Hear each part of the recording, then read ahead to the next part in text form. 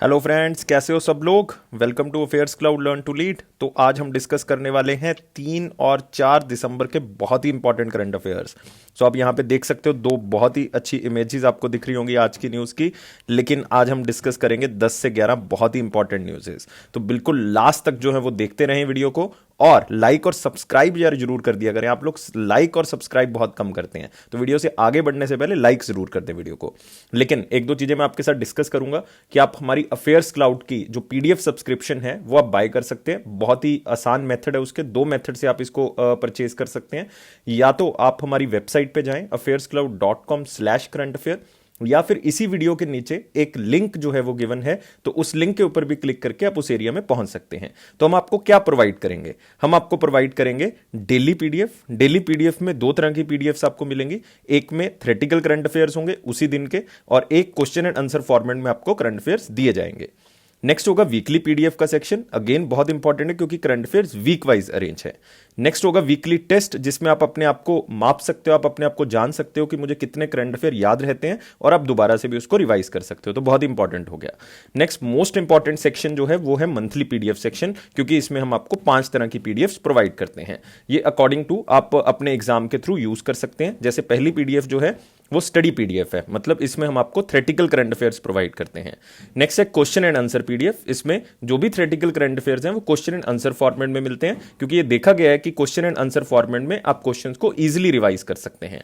Next है pocket PDF, जो कि नाम से पता लग रहा है कि आप करंट अफेयर को एग्जाम से पहले अगर जल्दी जल्दी रिवाइज करना चाहते हो तो आप यहां से कर सकते हैं।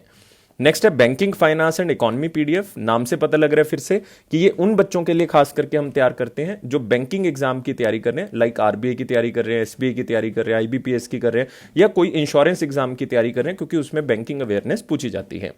नेक्स्ट टॉप 100 करंट अफेयर, जो कि हम आपको वीडियो वाइज भी उपलब्ध करवा रहे हैं। जैसे अक्टूबर का वीडियो अपलोड हो चुका है, आज हम नवंबर का वीडियो भी जो है वो अपलोड कर देंगे। और गाइस, ये जो होगा टॉप 100, ये भी आपको क्वेश्चन एंड आंसर फॉर्मेट में दिए जाएंगे, ताकि आपको कोई भी प्रॉब्लम याद करने में ना हो। ये सारी चीजें आपको एक ही सब्सक्रिप्शन के अंदर मिल रही है। लेकिन आप ये सब्सक्रिप्शन को बाय कैसे करेंगे, क्योंकि जैसे ही आप उस नीचे दिए हुए लिंक के ऊपर क्लिक करोगे डिस्क्रिप्शन बॉक्स में, तो आपको एक विंडो ओपन होगा। तो उसमें आपको 3 तरह के प्लान नजर आ रहे होंगे फिलहाल, क्योंकि कल से 5 जनवरी को जो है वो हमारी ऐप भी जो है वो लॉन्च हो रही है। फिर आप ऐप से भी इसको क्या कर सकते हो, परचेज कर सकते हो। तो बहुत ही गुड न्यूज है आप लोगों के लिए कि 5 तारीख को हमारी ऐप भी जो है वो लॉन्च होने जा रही है। तो 2020 की पीडीएफ, 2020 की 6 मंथ की पीडीएफ, 2019 का प्लान। तो 2020 की पीडीएफ आप देख सकते हो बहुत ही कम प्राइस पे हम आपको प्रोवाइड कर रहे हैं, सिर्फ 319 रुपीज में हम आपको प्रोवाइड कर रहे हैं। तो मैंने इसको ऐड किया, तो नीचे वो कूपन कोड के लिए पूछेगा। तो जैसे ही आप इसके ऊपर क्लिक करोगे, click here to enter your coupon code, तो यहां पे आएगा कूपन कोड। तो यहां पे आपने क्या लिखना है कूपन कोड, यहां पे आप लिखोगे ASH10 H10 लिखोगे, तो आपको ये 10% डिस्काउंट जो है वो यहां पे मिल जाएगा कूपन का, और आपको ये और भी कम दाम पे जो है वो मिल जाएगा। तो आप यहां पे देख सकते हो कि 2019 का पीडीएफ हम आपको फ्री में प्रोवाइड कर रहे हैं, फ्री में प्रोवाइड करें। 6 मंथ का पीडीएफ लास्ट हम आपको बहुत ही कम दाम पे प्रोवाइड कर रहे हैं, सिर्फ 199 रुपीज में। और 2020 का पीडीएफ और 2021 की पीडीएफ की सब्सक्रिप्शन आपको कल से जो है वो उपलब्ध हो जाएगी, जो कि बहुत ही कम दाम पे हम अगेन लॉन्च करेंगे। तो गाइस, बढ़ते हैं फिर आज के करंट अफेयर की तरफ, 3 और 4 जनवरी के करंट अफेयर्स की तरफ। और ये 3 और 4 जनवरी का जो करंट अफेयर होगा, उसमें पहला जो सेक्शन होगा वो मोस्ट इंपॉर्टेंट क्वेश्चन सेक्शन होगा। लेकिन आगे बढ़ने से पहले फिर से एक चीज कहूंगा आपको कि लाइक और शेयर जरूर कर दें यार, क्योंकि यही चीज मुझे आपसे चाहिए कि लाइक जरूर कर दे वीडियो को, और शेयर जरूर कर दे, ताकि मैक्सिमम टू मैक्सिमम बच्चे जो हैं वो बेनिफिट उठा सकें। तो पहले क्वेश्चन की तरफ आते हैं मोस्ट इंपॉर्टेंट सेक्शंस में। Maitri Setu bridge was recent in news. तो इसमें मैत्री सेतु जो है वो हमारे लिए कीवर्ड हो गया।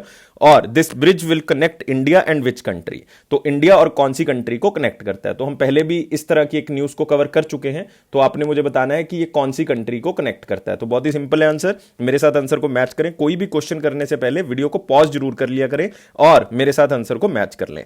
आंसर क्या होगा इसका, बांग्लादेश होगा। क्या होगा, बांग्लादेश होगा। याद कर ले, मैत्री सेतु ब्रिज जो है वो इंडिया और बांग्लादेश को कनेक्ट करेगा। और इसमें खास बात यह है कि ये बांग्लादेश की तरफ से एक जगह है रामगढ़ चिटागोंग वाली साइड पे, तो वहां पे ये कनेक्ट करेगा। और इंडिया में कौन सी स्टेट को कनेक्ट कर रहा है, त्रिपुरा को कनेक्ट कर रहा है। तो याद रखना, ये त्रिपुरा और बांग्लादेश को आपस में क्या कर रहा है, कनेक्ट कर रहा है। तो कई बार एग्जामिनर एग्जैक्टली स्टेट पूछ लेता है। तो Tripura Bangladesh Maitri Setu all set to open for a new horizon. तो यहां पे आप देख सकते हैं Maitri Setu which connect south Tripura with Ramgarh of Bangladesh and provide access of Chittagong sea port is all set to open a few months. जस्ट कुछ ही महीनों के अंदर ये जो है ओपन हो जाएगा। और पहले जो है वो एक ही पोर्ट यूज करते थे, हल्दिया पोर्ट, जो कि कलकत्ता के अंदर है, जिसका डिस्टेंस जो है वो road distance 600 kilometre to 1200 kilometre के आसपास है। लेकिन अभी मैत्री सेतु ब्रिज जो है वो इस डिस्टेंस को बहुत कम कर देगा और मात्र 75 kilometre to 600 kilometre for all north eastern state, इतना रिड्यूस हो जाएगा। आप देख सकते हो 75 किलोमीटर डिस्टेंस रह जाएगा सिर्फ। और त्रिपुरा के बारे में आप बहुत इंपॉर्टेंटली याद कर सकते हो, चीफ मिनिस्टर कौन है? बिप्लब कुमार देव हैं, कैपिटल अगरतला है, और गवर्नर कौन है? रमेश कुमार ब्यास। और त्रिपुरा में आपको दोस्तों 2 नेशनल पार्क्स मिलेंगे, बहुत ही इंपॉर्टेंट। कौन से? राजबरी नेशनल पार्क, याद कर लेना है, राजबरी नेशनल पार्क, और एक मिलेगा क्लाउडेड लेपर्ड नेशनल पार्क। ये बहुत इंपॉर्टेंट है, बहुत बार पूछा गया है। क्लाउडेड लेपर्ड नेशनल पार्क ज्यादातर बच्चे हिमाचल प्रदेश लगाते हैं, लेकिन आंसर क्या होगा इसका? त्रिपुरा होगा। तो नेक्स्ट क्वेश्चन की तरफ बढ़ते हैं। Who one best performing state in annual awards for excellence in implementation of प्रधानमंत्री आवास योजना अर्बन मिशन?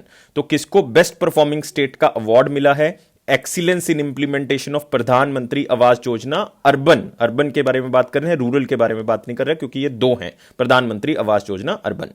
और इस योजना को थोड़ा सा याद रखेंगे कि 1.09 करोड़ हाउसेस जो है वो कंस्ट्रक्ट करने हैं। डिमांड थी 1.12 करोड़ की, लेकिन इतनी सैंक्शन हुई है 1.09, जिसमें से 40 लाख हाउसेस जो है वो बन चुके हैं। अप्रॉक्सीमेटली 70 लाख हाउसेस जो है वो अंडर कंस्ट्रक्शन है। इसीलिए 2019-20 के ईयर को डिक्लेयर किया गया था कंस्ट्रक्शन टेक्नोलॉजी ईयर। तो याद रखना इन 2-3 चीजों को। और पहली स्टेट अगर आप कहोगे इसमें से सबसे पहला रैंक जो है वो कौन सी स्टेट का है? सबसे पहला स्थान आया है उत्तर प्रदेश का। तो याद कर ले, मोस्ट इंपॉर्टेंट क्वेश्चन में मार्क कर ले कि प्रधानमंत्री आवास योजना अर्बन के अंदर सबसे अच्छी स्टेट परफॉर्म करने वाली कौन सी है? उत्तर प्रदेश है। दूसरी स्टेट जो है वो सेकंड नंबर पे रैंक मध्य प्रदेश का है। तीसरा रैंक जो है वो आंध्र प्रदेश का है, आंध्र प्रदेश का।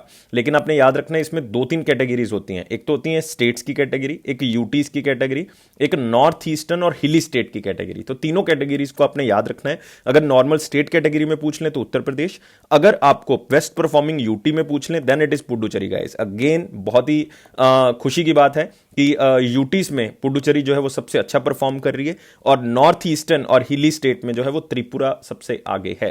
तो ये 3 कैटेगरीज आपने याद रखनी है। अवार्ड्स और भी हैं, लेकिन सबसे इंपॉर्टेंट जो है वो यही 3 हैं। तो best performing municipal corporation Visakhapatnam आप देख सकते हो। वेस्ट परफॉर्मिंग म्युनिसिपल कॉर्पोरेशन फिर से नॉर्थ ईस्टर्न और हिली में अगरतला, और म्युनिसिपल कॉर्पोरेशन काउंसिल जो है वो मिर्जापुर, मिर्जापुर को आप याद रख सकते हो, सीरियल बहुत फेमस। और बेस्ट परफॉर्मिंग म्युनिसिपल काउंसिल अगर आप ईस्टर्न और हिली एरियाज की बात करोगे तो थौबल मणिपुर के अंदर, और मणिपुर का ही पुलिस स्टेशन जो है वो सबसे अच्छा पुलिस स्टेशन जो है वो रैंक किया गया है मिनिस्ट्री ऑफ होम अफेयर्स की तरफ से। बच्चे कमेंट बॉक्स में आंसर बताएंगे कि कौन से पुलिस स्टेशन की मैं बात कर रहा हूं जो सबसे अच्छा पुलिस स्टेशन जो है वो मार्क किया गया था। नगर पंचायत जो है वो मलिहाबाद यूपी के अंदर, बेस्ट परफॉर्मिंग नगर पंचायत जो है वो दिनेशपुर उत्तराखंड। लेकिन ये सारे आपने एक बार पढ़ लेने, याद नहीं करने। याद जो करने हैं ये 2 चीजें आपने इसमें याद रखनी है। तो नेक्स्ट क्वेश्चन की तरफ बढ़ते हैं दोस्तों, और यहां पे आप देख सकते हो एक पिक्चर कि प्रधानमंत्री मोदी जी ने लाइट हाउस प्रोजेक्ट का इनॉग्रेशन किया है, और इसी में ये अवार्ड जो है वो दिए गए थे। और 6 जगह पे उन्होंने इसको कंस्ट्रक्ट जो है, मतलब इसका उद्घाटन जो है वो कर दिया है, इसका जो फाउंडेशन स्टोन है वो रख दिया गया है, और ये 6 अलग अलग जगह पे जो है वो इसको बना दिया गया है। जैसे ये अलग अलग काम करेंगे, जैसे इंदौर के अंदर जो है वो एक आप कह सकते हो कि फैब्रिकेटेड पैनल लगाया गया है। राजकोट के अंदर अगर आप देखोगे ये टनलिंग का काम करेगा या कंक्रीट कंस्ट्रक्शन का काम करेगा। चेन्नई में जो है वो अगेन कंक्रीट टेक्नोलॉजी का काम करेगा। रांची के अंदर ये 3D टेक्नोलॉजी का काम करेगा। तो अलग अलग जगह पे अलग अलग। तो मोदी जी का टारगेट है कि 1000 हमने ऐसे लाइट हाउसेस को क्या करना है? कंस्ट्रक्ट करना है। 1000 लाइट हाउसेस को कंस्ट्रक्ट करना है, जो 6 अलग अलग तरह की टेक्नोलॉजी को बनाएंगे, और टारगेट क्या है? 1 साल के अंदर इसको कंस्ट्रक्ट कर देना है। तो जस्ट थोड़ा सा इसको याद रखना है, ज्यादा इंपॉर्टेंट तो नहीं है, सिर्फ ये याद रखना है कि 1000 लाइट हाउसेस का जो है वो टारगेट रखा गया। रिसेंटली 6 खोले गए, लेकिन 6 हम याद नहीं करेंगे क्योंकि एग्जामिनर ने आपको नहीं पूछना कि कितने, सिर्फ वो पूछ सकता है कि कितने का टारगेट रखा गया। नेक्स्ट आते हैं, विच कंट्री विल को chair the international union for conservation of nature supported Asia protected areas partnership. तो IUCN का एक प्रोग्राम है जिसको कहते हैं एशिया प्रोटेक्टेड एरियाज पार्टनरशिप। तो बाय डिफॉल्ट इसमें एशियन कंट्रीज जो हैं वो होंगी, और वो इस मीटिंग को क्या करेंगे, कौन सी कंट्री जो है वो इसको को चेयर करेगी। तो जो IUCN वैसे तो इसको चेयर करेगा, लेकिन को चेयर कौन करेगा, तो ये कंट्री का नाम आपने बताना है। वीडियो को पॉज करें, वीडियो को लाइक जरूर करते रहे साथ साथ। और आंसर क्या होगा दोस्तों, इसका आंसर होगा इंडिया। इंडिया, क्योंकि नवंबर में साउथ कोरिया का टाइम पीरियड खत्म हो जाएगा और इंडिया का टाइम पीरियड स्टार्ट हो जाएगा एज ए को चेयरमैन। और याद रखना है 3 साल के लिए इंडिया जो है वो इसको को चेयर करेगा और साउथ कोरिया का टाइम नवंबर में खत्म हो जाएगा। तो एशिया प्रोटेक्टेड एरियाज पार्टनरशिप एक बहुत अच्छा प्रोग्राम है जो नेचर को कंजर्व करने के बारे में बताता है, बायोडाइवर्सिटी को कंजर्व करने के बारे में बताता है। तो इंडिया आप याद रखोगे तो आप देख सकते हो India to be co chaired of regional form conserve wildlife habitats. तो आप यहां पे भी देख सकते हो India is all set to co chair the international union for conservation of nature supported Asia's protected areas partnership, a regional forum to conserve wildlife habitat for the 3 years। 3 साल का टाइम पीरियड होगा। इसमें एक news important होगी, पहले कौन था, south Korea, लेकिन साउथ कोरिया का टाइम पीरियड नवंबर में खत्म हो जाएगा। और IUCN जो एशिया का APAP ग्रुप है, वो चेयर तो IUCN ही करेगा, लेकिन को चेयर जो है वो इंडिया करता है। और को चेयर जो करती है कंट्री, वो बाय डिफॉल्ट APAP मतलब एशिया प्रोटेक्टेड एरियाज पार्टनरशिप की मेंबर होगी ही होगी। और याद रखना है APAP launched at the IUCN world park Congress in Australia in 2014, and it is a platform that enables collaboration to help governments and other stakeholders for more effective management of the protected areas। तो मैं पहले बता चुका हूं कि wild life को conserve करना है, उसको बचाने के लिए, बायोडाइवर्सिटी को बचाने के लिए ये प्रोग्राम जो है वो बनाया गया, ताकि जितने भी प्रोटेक्टेड एरिया है और गवर्नमेंट को बताया जा सके कि किस तरह से आप इसको कंजर्व रख सकते हो। तो 21 जो है वो इसके मेंबर हैं 17 कंट्रीज में से, क्योंकि कुछ ऑर्गेनाइजेशन भी जो हैं वो इसकी मेंबर हैं। तो याद रखना है 21 मेंबर्स हैं। और आप यहां पे देख सकते हो IUCN का हेडक्वार्टर, यहां पे आपको दिख रहा होगा IUCN का मैप के अंदर। और ये कौन सी जगह आपको दिख रही है, ग्लैंड, मतलब कहां पे है, स्विट्जरलैंड में है। तो इसको याद रखें, IUCN का जो हेडक्वार्टर है वो कहां पे है, ग्लैंड, और वो कहां पे है, स्विट्जरलैंड। बहुत इंपॉर्टेंट है। और इंडिया में IUCN को हम पूरी तरह से इंप्लीमेंट करने के लिए हमारे पास एक एक्ट है, wild life protection act of 1972। तो इसको भी आप याद रख सकते हैं। और प्रोजेक्ट टाइगर हमने स्टार्ट किया था इसके बाद 1973 में। नेक्स्ट क्वेश्चन की तरफ बढ़ते हैं। Who became the richest person of Asia according to Bloomberg billionaires index. तो बहुत ही इंपॉर्टेंट न्यूज है, बिकॉज यहां पे एक बहुत ही फेमस पर्सनैलिटी का जो रैंक है वो बहुत नीचे चला गया है, बहुत नीचे चला गया है। क्योंकि आज तक आपने सुना है मुकेश अंबानी जी का नाम, लेकिन वो अब रिप्लेस कर दिए गए हैं। तो इसका मतलब ये ऑप्शन तो हमारे पास नहीं होगा। तो फटाफट वीडियो को पॉज करके आंसर को मेरे साथ मैच करें। तो आंसर क्या होगा यहां पे, ज़ेहोंग शैनशैन। तो आंसर याद कर लें, बी आंसर होगा ज़ेहोंग शैनशैन। ये कौन सी कंट्री से बिलोंग करते हैं, ये चाइना से बिलोंग करते हैं। वैसे तो इनकी अलग अलग प्रोडक्ट्स में कंपनीज हैं, लेकिन बहुत फेमस कंपनी है इनकी नोंगफू स्प्रिंग वाटर से, एक वाटर कंपनी है इनकी, मतलब बॉटल्ड वाटर जो है वो बनाते हैं। तो ज़ेहोंग शैनशैन, तो ये याद कर ले। एशिया की बात करें, अदरवाइज वर्ल्ड वाइज हम बात नहीं करें, सिर्फ एशिया की बात करें। वर्ल्ड वाइज मैं आपको रैंकिंग दिखाता हूं। अगर आप यहां पे देखोगे, Mukesh Ambani no longer Asia's richest man, Bloomberg's billionaire index. और यहां पे आप ये इंडेक्स देखोगे, बिल्कुल अपडेटेड है, 3 जनवरी 2021 तक के लिए ये अपडेटेड है। तो आप यहां पे देखोगे फर्स्ट रैंक जो है वो किसका है, जेफ बेजोस का है। तो जेफ बेजोस जो है वो फर्स्ट नंबर पे हैं, और एलन मस्क आप देख सकते हो वो सेकंड नंबर पे है, बिल गेट्स थर्ड नंबर पे है।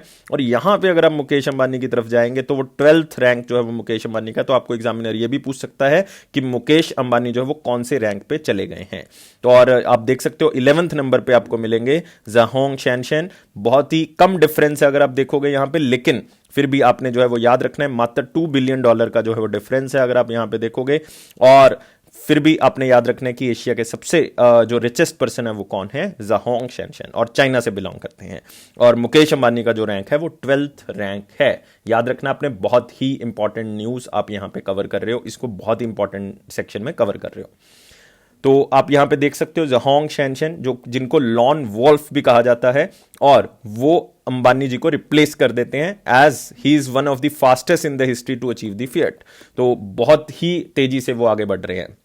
और एक लिस्ट और रिलीज हुई थी, ह्यूरन ग्लोबल रिच लिस्ट, और उसमें मुकेश अंबानी का स्थान जो वो 8th पोजीशन पे चला गया है। तो ये भी आपने याद रखना है, वो दिसंबर 2020 में लॉन्च हुई थी, हमने कवर किया था क्वेश्चन को, और मुकेश अंबानी जी 8th पोजीशन पे चले गए थे। और वो भी लिस्ट जो है वो भी जो है वो टॉप किसने की थी, क्योंकि ये लिस्ट अगर आप देखोगे जेफ बेजोस ने टॉप की, वो भी लिस्ट जो है वो किसने टॉप की थी, जेफ बेजोस। अब बस सेकंड थर्ड रैंक का जो है वो डिफरेंस है, लेकिन आपने फर्स्ट रैंक याद रखना है और 8th पोजीशन पे याद रखना है दोस्तों। और ह्यूरोन ग्लोबल लिस्ट और एक ब्लूमबर्ग्स बिलियनियर लिस्ट, अगर कोई और आती है तो हम वो भी कवर करेंगे, लेकिन फिलहाल आपने 2 याद रखनी है। नेक्स्ट आते हैं दोस्तों एक अगेन मोस्ट इंपॉर्टेंट क्वेश्चन, और 99% चांस है ये क्वेश्चन आएगा। Who is appointed as the new chairman and CEO of the railway board. कल ही हम कर रहे थे कि जिनको इंजीनियर्स एमिनेंट अवार्ड जो है वो मिला है, वो बेसिकली जो पुराने चेयरमैन और सीईओ हैं रेलवे बोर्ड के, उनको मिला था, और वो कौन थे, वीके यादव।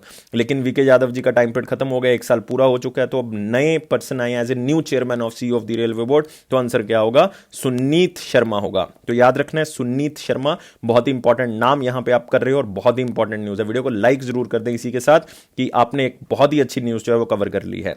और वीके यादव जो है वो अब रिटायर हो गए, मतलब उनका टाइम पीरियड 1 साल था, लेकिन फिर भी एग्जामिनर आपको कंफ्यूज कर सकता है। क्वेश्चन आएगा कि फर्स्ट सीईओ बता दें रेलवे बोर्ड के, तो वो वीके यादव ही आएगा। लेकिन अगर आपको पूछें कि करंट कौन है, तो सुनीत शर्मा। विनीत अग्रवाल आप देख सकते हो एसोचैम के जो है वो चेयरमैन है, और उमेश सिन्हा जो है वो one of the deputy election commissioner recently लगाए गए हैं। लेकिन आपने नाम क्या याद रखना है, सुनीत शर्मा। आप पिक्चर देख सकते हो सुनीत शर्मा की, appointed as new chairman and CEO of the railway board. Next आते हैं दोस्तों अगली न्यूज। Who become India 67th chess grand master after winning his third and final नॉन at the Vergani cup Italy. तो देखो, एक तो ये इटली में हुआ है, नाम क्या है, वेरगानी कप। तो आपको यहां पे भी कंफ्यूज किया जा सकता है, पूछा जा सकता है कि वेरगानी कप किससे रिलेटेड है, तो याद रखना चेस से रिलेटेड है। और मैं बात कर रहा हूं India 67th chess grand master. 66th grand master कौन बने थे, वो जो है वो अगर आप देखोगे जुलाई अगस्त में जो है वो हुआ था 2020 में, तो वो भी जो है वो मैं आपको बताऊंगा। लेकिन फिलहाल आप 67 चेस ग्रैंड मास्टर बताएं, और एक हिंट देता हूं कि वो कहां से बिलोंग करते हैं, गोवा से बिलोंग करते हैं। कहां से बिलोंग करते हैं, गोवा से बिलोंग करते हैं। तो आंसर क्या होगा, आंसर होगा लियोन मेंडोंका। तो नाम को याद कर लें, क्योंकि लगता नहीं है कि ये इंडिया से बिलोंग करते हैं, इसलिए आपको कंफ्यूजन हो सकती है। तो लियोन मेंडोका गोवा से बिलोंग करते हैं, और ये गोवा के दूसरे ऐसे प्लेयर हैं जो ग्रैंड मास्टर बने हैं, जो ग्रैंड मास्टर बने हैं। सबसे पहली गोवा की जो यंगेस्ट ग्रैंड मास्टर थी वो कौन थी, इवाना मारिया फुर्तादो। तो नाम को याद कर लें, इवाना मारिया फुर्तादो, ये पहली ग्रैंड मास्टर थी गोवा से।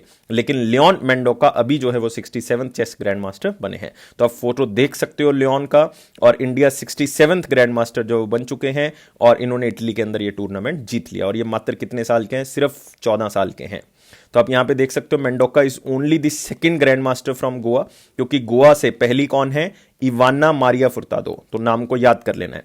और अभी तक के यंगेस्ट जो हैं वो हमारे पास ग्रैंड मास्टर कौन है, वो हैं सर्जे करजाकिन। तो नाम को याद कर लें, सर्जे करजाकिन, नाम से पता लग रहा है रशिया से हैं। उनके नाम है world youngest ever grand master, जो क्वालिफाइड किए थे, सिर्फ 12 साल और 7 महीने से हैं, और 2003 में उन्होंने ये अचीवमेंट डाली थी। तो ये 2-3 चीजें आपने जो है वो याद रखनी है, अदरवाइज इसमें कुछ याद रखने वाला और है नहीं, सिर्फ नाम जो है वो ज्यादा इसमें आपको इंपॉर्टेंटली मिलेगा। तो फटाफट, और साथ ही साथ आपने यहां पर इंटरनेशनल चेस फेडरेशन के बारे में जो है वो 2-3 चीजें याद रख लेनी है।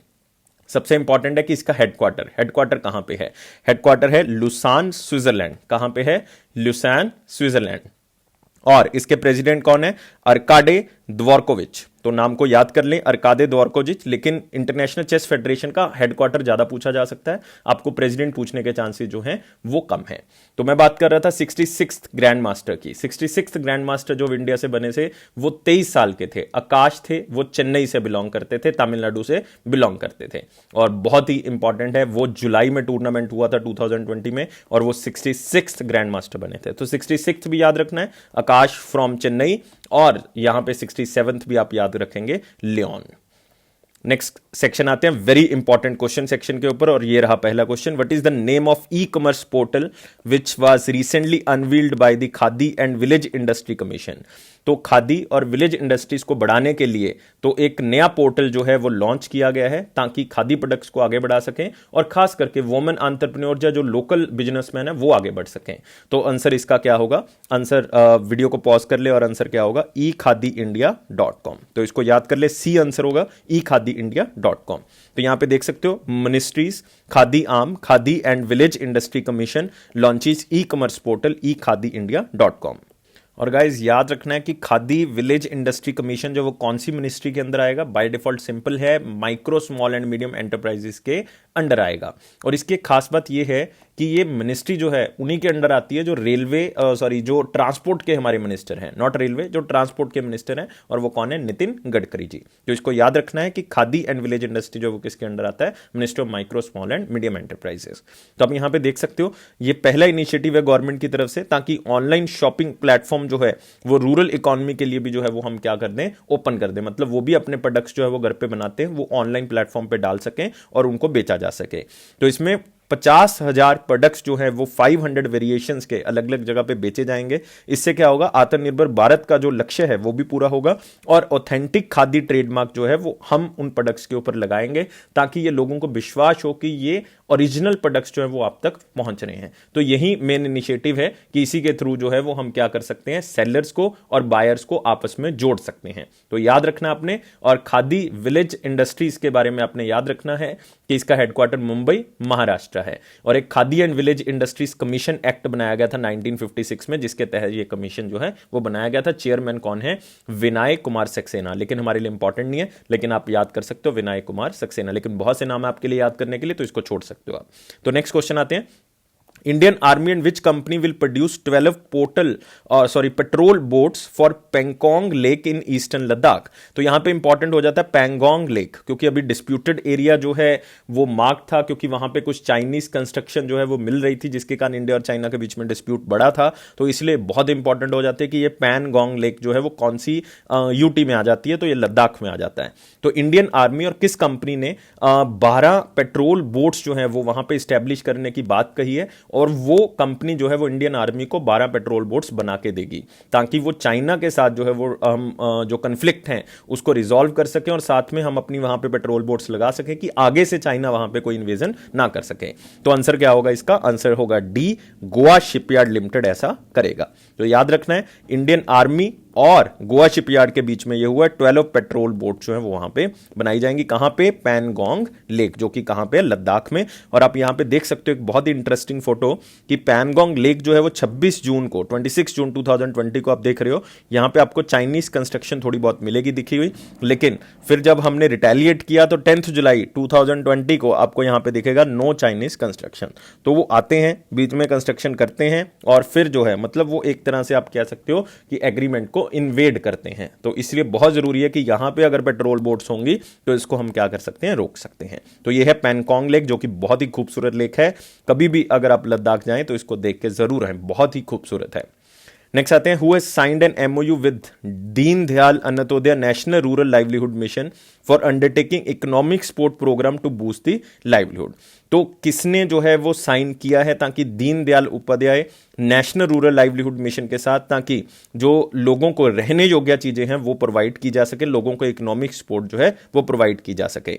और अगर मैं आपको हिंट दूं, मैं कौन से लोगों की बात कर रहा हूं, जो ट्राइबल हैं, जो आप कह सकते हो कि किसी तरह के उनको जनजीवन के लिए, उनको रहने के लिए बहुत ही कम जो है वो अवसर मिलते हैं, तो उनके लिए जो है वो किस तरह का साइन किया गया और कौन सी ऑर्गेनाइजेशन की तरफ से साइन किया गया है। तो ये साइन किया गया ट्राइफेड की तरफ से, ट्राइबल कोऑपरेटिव, ट्राइबल याद रखना है, tribal cooperative marketing development federation of India, this is the meaning of the TRIFED. और इसका हेडक्वार्टर न्यू दिल्ली है, मैनेजिंग डायरेक्टर जो है वो प्रावीर कृष्णा है, लेकिन नाम याद नहीं रखना, हमने मैनेजिंग डायरेक्टर नहीं याद रखना, हमने ऑर्गेनाइजेशन याद रखनी है। ट्राइफेड ने ये लॉन्च किया किसके साथ मिलके, दीन Dayal Antyodaya national rural livelihood mission के साथ। और हमारे लिए इंपॉर्टेंट है यहाँ पे नेशनल रूरल लाइवलीहुड मिशन, इसका जो हेड ऑफिस है वो न्यू दिल्ली है, और इसके प्रेसिडेंट कौन होते हैं, जो यूनियन मिनिस्टर होंगे रूरल डेवलपमेंट के, मतलब नरेंद्र सिंह तोमर जो हैं वो नेशनल रूरल लाइवलीहुड मिशन के हेड हैं। तो ये भी आप याद कर सकते हो। तो इसमें होगा क्या, इसमें क्या होगा कि जो ट्राइबल लोग हैं उनका जो भी चीजें तैयार की जाएंगी लाइक उनके एरिया में, तो उनको जो है वो बेचा जाएगा। और ये गवर्नमेंट की ड्यूटी है कि जो उनका माइनर फॉरेस्ट प्रोड्यूस है, या उनकी जो भी चीजें वो तैयार कर रहे हैं, लाइक स्मॉल हेल्प ग्रुप से तैयार कर रहे हैं या फिर फार्मर प्रोड्यूसर ऑर्गेनाइजेशन से तैयार कर रहे हैं, तो उनको ऑनलाइन या ऑफलाइन नेटवर्क के थ्रू जो है वो बेचना है, ताकि उनका लाइवलीहुड जो है वो बहुत अच्छा हो सके, उनका लिविंग स्टैंडर्ड जो है वो हम इंप्रूव कर सके। तो यहां पे देख सकते हो दो organisations, agreed to work together to achieve a goal to enhancing livelihood of the tribal beneficiaries and women in India। खास करके वुमेन एम्पावरमेंट का यहां पे फोकस किया गया। मैं बता चुका हूं सेल्फ हेल्प ग्रुप और फार्मर प्रोड्यूसर ऑर्गेनाइजेशन के प्रोडक्ट्स को बेचना है ऑनलाइन या फिर ऑफलाइन नेटवर्क के थ्रू, और उनको ट्रेनिंग और कैपेसिटी बिल्डिंग मतलब उनको एनहांस करना है, उनकी नॉलेज को एनहांस करना है ताकि वो और भी अच्छे प्रोडक्ट्स को बना सके और भी बेहतर टेक्नोलॉजी के थ्रू उसको यूज कर सके। तो ट्राइफेड के बारे में बता चुका हूं, हेड ऑफिस कहां पे, न्यू दिल्ली, और मैनेजिंग डायरेक्टर कौन है, प्रावीर कृष्णा। तो ये दो चीजें जो है वो आपने याद रखनी है। और याद रखना है कि जो नेशनल रूरल लाइवलीहुड मिशन है ये 2011 में जो है वो स्टार्ट किया गया था मिनिस्ट्री ऑफ रूरल डेवलपमेंट की तरफ से। मैं पहले बता चुका हूं, नरेंद्र सिंह तोमर जी इसके हेड हैं, तो उन्होंने इसको जो है वो 2011 में इसको स्टार्ट किया था। और साथ ही साथ याद रखना है कि ये 7 करोड़, याद रखेंगे 7 crore rural poor house holds को लाइवलीहुड किसी ना किसी तरह से प्रोवाइड करेगा, और टारगेट जो है वो 8 से 10 साल के अंदर जो है उसको प्रोवाइड करना, मतलब अगर 10 साल भी मैक्सिमम टू मैक्सिमम ले तो 2021 तक। तो इसको याद रखना है, बहुत ही इंपॉर्टेंट है। नेक्स्ट आते हैं दोस्तों अगले क्वेश्चन के ऊपर। Which UT signed an MOU with National Agriculture Cooperative Market Federation of India, that is NAFED, for marketing the horticulture produce। अब देखो हॉर्टिकल्चर में तो बहुत सी चीजें आ जाती हैं, लाइक फ्लावर्स हो गया हमारे पास जो है वो हनी भी आ जाता है हॉर्टिकल्चर के अंदर, फ्रूट्स हैं, वेजिटेबल्स हैं। तो ये सारी चीजें जो है वो नाफेड के साथ टाई अप कर रहा है। कौन सी यूटी जो है वो ये टाई अप कर रही है? तो वीडियो को आप पॉज कर सकते हैं, आप आराम से आंसर दे सकते हैं, मेरे साथ आंसर को मैच कर सकते हैं। तो चारों की चारों आपको यूटीज यहां पे दिख रही हैं, और आंसर क्या होगा इसका? जम्मू एंड कश्मीर होगा। Jammu and Kashmir lieutenant governor या लेफ्टिनेंट गवर्नर आपको पता है मनोज कुमार सिन्हा है, और साथ ही साथ आप देख सकते हैं कि इसकी कैपिटल कौन सी होगी। अगर देखोगे आप समर में तो कैपिटल श्रीनगर होगी, अगर विंटर में देखोगे तो कैपिटल कौन सी होगी? जम्मू होगी। तो आप यहां पे देख सकते हैं Jammu and Kashmir UT administration science historic MOU with the NAFED for high density plantation of Apple, walnut, cherry and other horticulture produce, ताकि क्या कर सके, मैक्सिमम टू मैक्सिमम इसकी खेती को एनहेंस किया जा सके और मैक्सिमम टू मैक्सिमम लोगों को रोजगार जो है वो मिल सके। तो यहां पे आप देख सकते हो the agreement will give a major thrust of marketing the horticulture produce. तो कोई भी फ्रूट है, वेजिटेबल्स हैं, खास करके अगर आप देखोगे एप्पल, वॉलनट और चेरी का प्रोड्यूस जो है वो उसको एस्टेब्लिश किया जाएगा। NAFED and Jammu and Kashmir government will work on branding and marketing of fruit crops and establishment of market linkage of the exotic non-seasonal vegetable and flowers in the metro cities of India, ताकि अलग अलग जगह पे वो flowers हो गए, vegetables हो गए, फ्रूट्स हो गए, एक्सोटिक फ्रूट्स हो गए, और साथ में वेजिटेबल्स ऐसी जो कि नॉन सीजनल हैं वो जम्मू कश्मीर में आपको मिल जाएंगी, लेकिन आपको जो है वो समर में किसी और जगह पे नहीं मिलेंगी, तो वो अलग अलग मेट्रो सिटीज में पहुंचानी है। और 3 कोल्ड स्टोरेज क्लस्टर लगाने का फैसला किया गया, एक नॉर्थ कश्मीर में, साउथ कश्मीर में और एक कठुआ में, जिसमें 500 करोड़ रुपए का खर्च जो है वो हो सकता है। तो यहां पे हमारे पास यूटी इंपॉर्टेंट हो जाती है J&K। तो याद रखना है इसमें डाचीगम नेशनल पार्क मिल जाएगा जो कि सबसे ज्यादा बार एग्जाम में पूछा जाता है। यहां पे आपको गुलमार्ग वाइल्ड लाइफ सेंचुरी मिल जाएगी। यहां पे आपको किश्तवाड़ नेशनल पार्क पूछा जाता है, बहुत ही इंपॉर्टेंट है किश्तवाड़ नेशनल पार्क। और एक आपको मिल जाएगा यहां पे सलीम अली नेशनल पार्क। तो Salim Ali national park, Dachigam national park, Gulmarg wildlife sanctuary, Kishtwar national park. तो ये बहुत ही इंपॉर्टेंट आपने याद रखोगे। अगर एक और याद रखना है रख सकते हो Kazinag national park, that is also in Jammu and Kashmir. तो ये सारी चीजें आपने याद रखनी है, हॉर्टिकल्चर, जम्मू कश्मीर और नेशनल पार्क, ये 3 चीजें इसमें याद रखोगे। नेक्स्ट आते हैं recently which organisation become an associate member of the international organisation of securities commission. तो ये सबसे बड़ी ऑर्गेनाइजेशन है जो सिक्योरिटीज के लिए एक ग्लोबल स्टैंडर्ड जो है वो सेट करती है। तो कौन सी ऑर्गेनाइजेशन रिसेंटली जो है वो उसका मेंबर बन चुकी है? तो ये आपने बताना है, बहुत ही सिंपल सी न्यूज है लेकिन बहुत ही इंपॉर्टेंट न्यूज है। और मैं बात किसकी कर रहा हूं?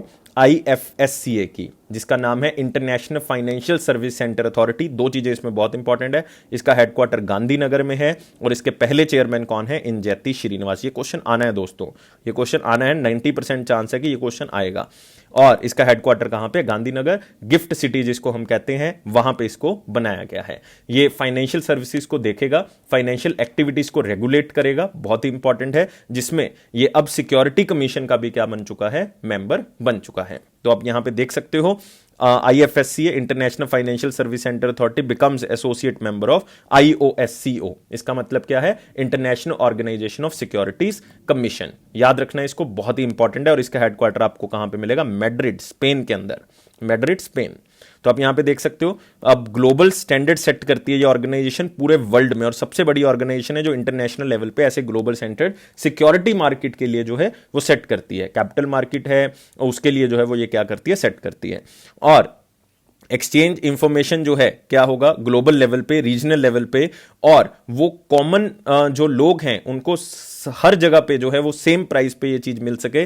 तो यही जो है वो इनिशिएटिव है इस ऑर्गेनाइजेशन का मेंबर बनने का।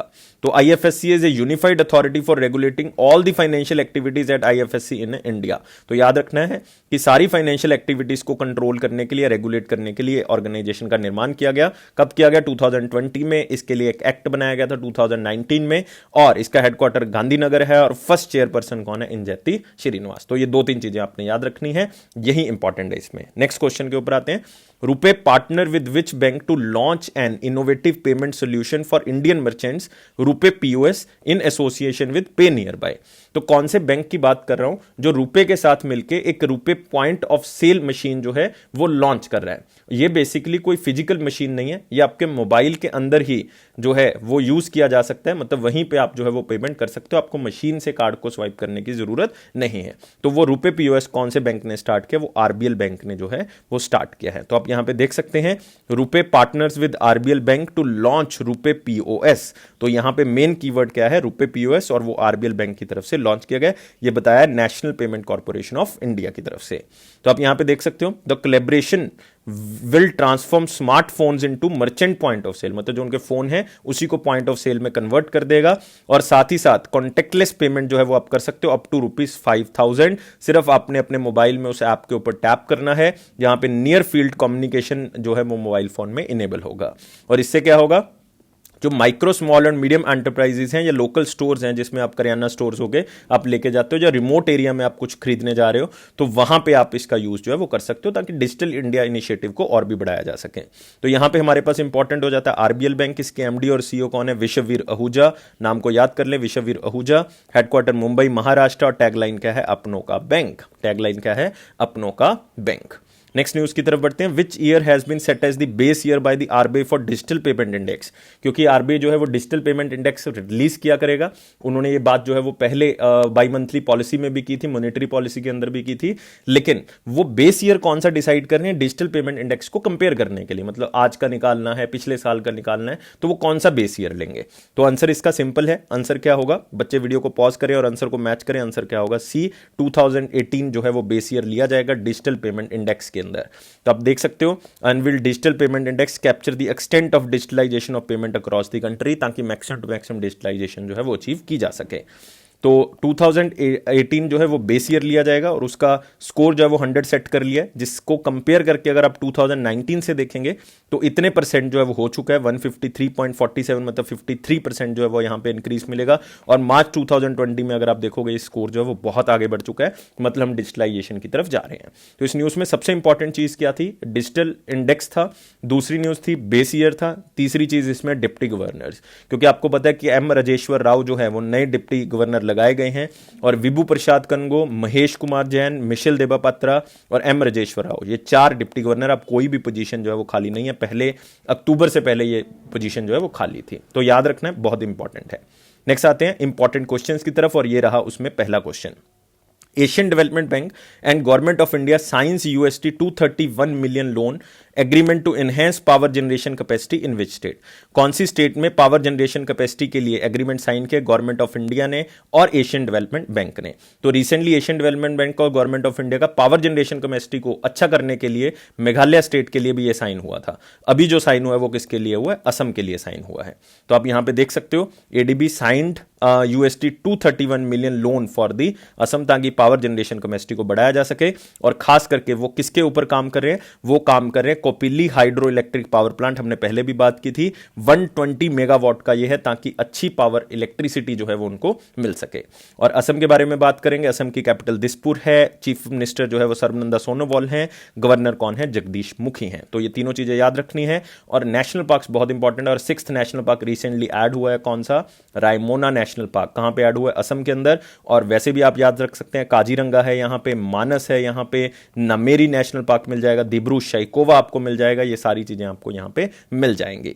और यहाँ पे दूसरी ऑर्गेनाइजेशन इंपॉर्टेंट है एशियन डेवलपमेंट बैंक, हेडक्वार्टर कहाँ पे, मनीला फिलीपींस। कंट्रीज कितनी मेंबर है, 68 इंक्लूडिंग इंडिया। हेड कौन है, मस्तसुगु, और 1966 में इसको बनाया गया था। नेक्स्ट क्वेश्चन की तरफ बढ़ते हैं और ये है हमारा last section, one liner important points के ऊपर। तो prime minister lays foundation stone of 6 lighthouses project, हम बात कर चुके हैं। 6 लाइट हाउस, लेकिन बनाने कितने, 1000 बनाने हैं और 1 साल के अंदर इसको बनाना है, जो कि अलग 6 तरह की टेक्नोलॉजी के ऊपर काम करेंगे। Next, BEL signs contract with Indian navy to supply of indigenously developed laser डेजलर्स।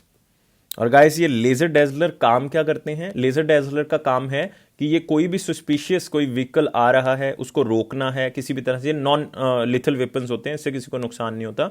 इससे क्या होगा कि जो भी सस्पिशियस व्हीकल्स आ रहे हैं, बोट्स आ रही हैं, एयरक्राफ्ट्स आ रहे हैं, तो उसको ये क्या करता है, ट्रेस करता है। तो एक तरह की आप कह सकते हो लेजर टेक्नोलॉजी है। और ये भारत इलेक्ट्रिकल लिमिटेड जो है या भारत इलेक्ट्रॉनिक्स लिमिटेड जो है वो इसको क्या कर रहा है, निर्माण कर रहा है। और 20 इंडिजीनियसली डेवलप्ड जो लेजर डेजलर्स हैं ये इंडियन नेवी को प्रोवाइड करेगा। तो याद रखना है भारत इलेक्ट्रॉनिक्स लिमिटेड ये बना रहा है। हेडक्वार्टर कहां है भारत इलेक्ट्रॉनिक्स लिमिटेड का, बेंगलोर कर्नाटका में है। चेयरमैन और मैनेजिंग डायरेक्टर कौन है, GV गौतम। लेकिन याद नहीं करना, सिर्फ BEL का हेडक्वार्टर याद रखेंगे।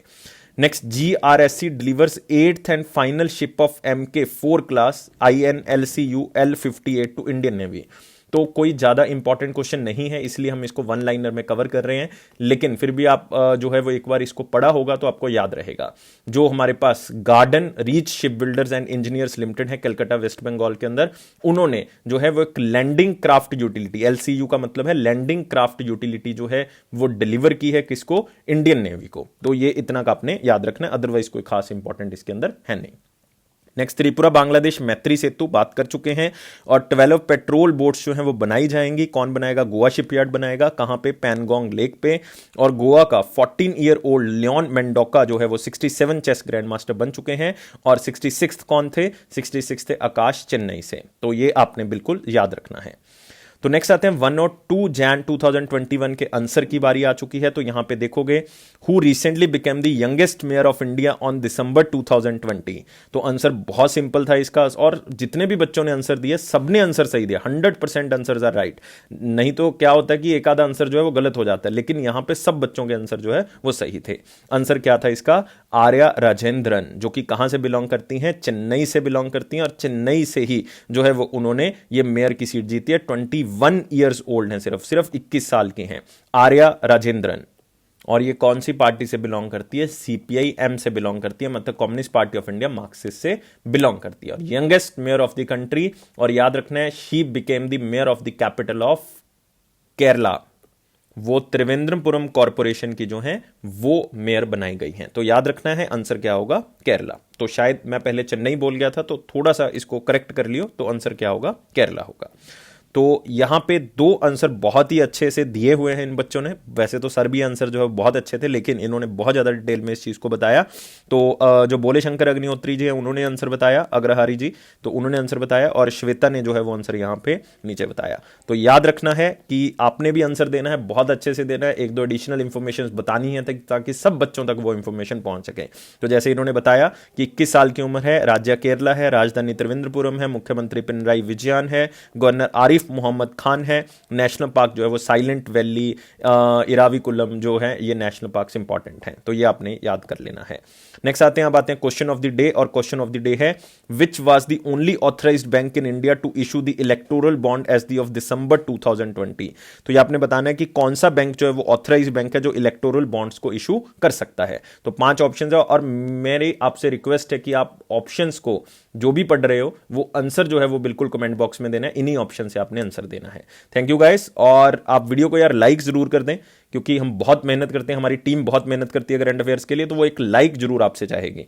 तो लाइक चाहिए और एक सब्सक्राइब चाहिए, ये 2 चीजें आपसे चाहिए। और गाइस बेल बटन को प्रेस कर दें ताकि आपको नोटिफिकेशन ऑन टाइम मिल सके। ये अफेयर्स क्लाउड का प्रॉमिस है कि आपके कॉन्फिडेंस को जरूर बूस्ट करेगा। Thank you guys for watching this video. और लाइफ को बहुत ज्यादा सीरियस नहीं लेना, खुश रहना है बिल्कुल, और किसी से गुस्सा हमने करना नहीं है। और करंट अफेयर्स को देखते रहना और अपनी नॉलेज को इन्हेंस करते रहना। और इस न्यू ईयर के अवसर पर जो भी हमारा ये चल रहा है जनवरी का महीना, तो उसमें हम बहुत की चीज़ें करने जा रहे हैं और इसमें आपने ठान लेना है कि हमने एग्जाम को जो है वो क्लियर करना है। हम ऐप लॉन्च करने जा रहे हैं 5 Jan, मतलब कल को हम ऐप जो है वो लॉन्च कर देंगे। तो बहुत सी चीज़ें अब आप ऐप पे ही जो है वो क्या कर सकते हो, देख सकते हो। वहां पे आपको क्विजेस, करंट अफेयर्स और भी बहुत सी चीज़ें जो हैं वो मिलेंगी। Thank you guys for watching this video and take care.